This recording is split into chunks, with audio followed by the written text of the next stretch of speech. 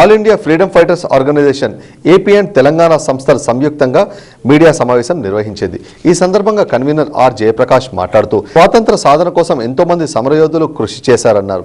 స్వాతంత్రం సాధించుకున్నప్పటికీ వారికి తగిన న్యాయం కల్పించలేని ఉద్దేశంతో భారత ప్రధాని మోదీకి లేఖ రాశామన్నారు. స్వాతంత్ర సమరయోధుల పెన్షన్లో 218% డిఆర్ను బేసిక్లో కలపాలన్నారు.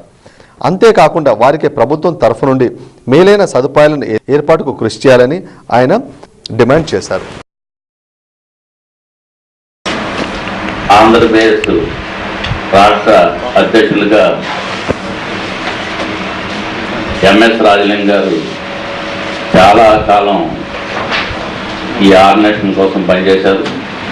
వారి తదనంతరం చెన్నమనేని రాజేశ్వరరావు గారు వారు అధ్యక్షులుగా ఈ ఆర్గనైజేషన్ని ఈ సేవా కార్యక్రమాన్ని ముందుకు నడిపిస్తూ వచ్చారు.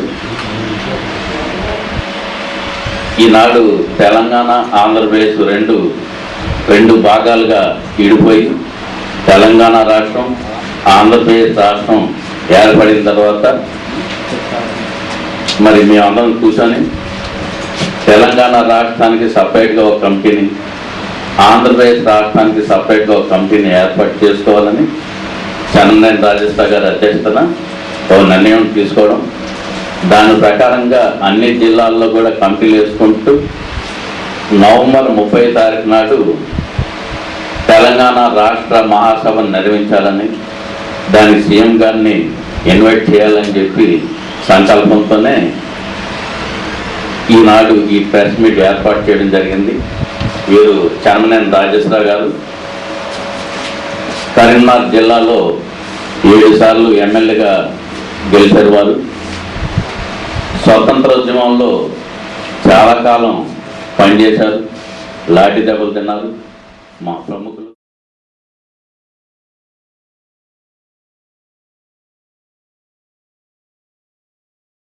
పైన మీ దృష్టిని ఆకర్షించాలని నా ఉద్దేశం.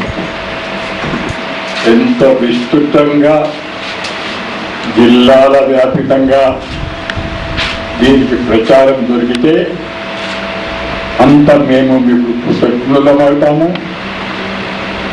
తర్వాత దేశంలో స్వాతంత్ర సమరయోధులు ఇంకా బ్రతికి ఉన్నారు, దేశ సమస్యల గురించి ప్రయత్నిస్తున్నారు, వాళ్ళ సమస్యలు కూడా ప్రజలకు తెలియచేయాలని కోరుతున్నారు అనేటువంటి సందేశం వివరణ ఎంత వ్యాపితంగా ప్రజలకు అర్థమైతే అంత వ్యాపితంగా సాధ్యం చేయాలని పత్రికేనే మీకు విజ్ఞప్తి.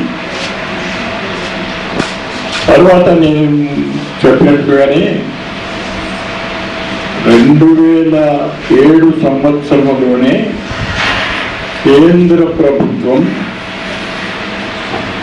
కేంద్ర అఖిల భారత స్వాతంత్ర సమరయోధుల సంస్థ దాని అధ్యక్షులు, అలాగే అఖిల భారతంగా ఉన్నటువంటి స్వాతంత్ర సమరయోధుల వారసుల సంస్థ, దీన్ని కొద్దిగా వివరణ చేయాల్సిన అవసరం ఉంది.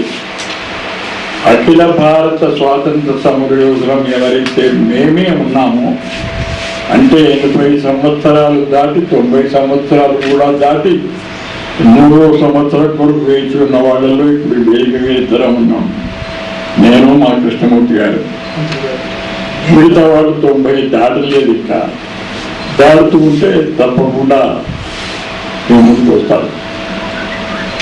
అలాంటి వాళ్ళం పెద్ద మనుషులం అయిపోతున్నప్పుడు స్వాతంత్ర సమరయోధుల నాయకత్వంలో కొనసాగిన దేశ స్వతంత్రోద్యమం, అది సాధించిన అనేక విజయాలు, రాజ్యాంగం స్వయంగా ఇవన్నీ అమలు జరుగుతున్నటువంటి తీరు టన్నులు,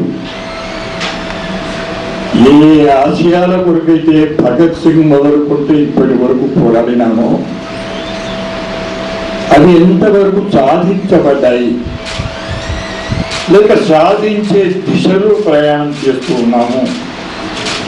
రాజ్యాంగబద్ధ ప్రజాస్వామ్య వ్యవస్థలో మనము సాధించింది ఎంత, సాధించవలసింది ఎంత, ఆశాజనకంగా ఉందా, నిరాశాపూర్వకంగా ఉందా అనేటువంటి సమస్యలను కొనసాగించడానికి, చర్చించడానికి ఎప్పటికప్పుడు ప్రభుత్వాలు, ఆయా రాష్ట్ర కేంద్ర ప్రభుత్వాలను అవసరమైన విధంగా హెచ్చరించడానికి, అవసరమైతే ఉద్యమాలు కూడా చేపట్టడానికి స్వాతంత్ర సమరయోధుల వారసుల సంఘం ఏర్పాటు చేయడం జరిగింది.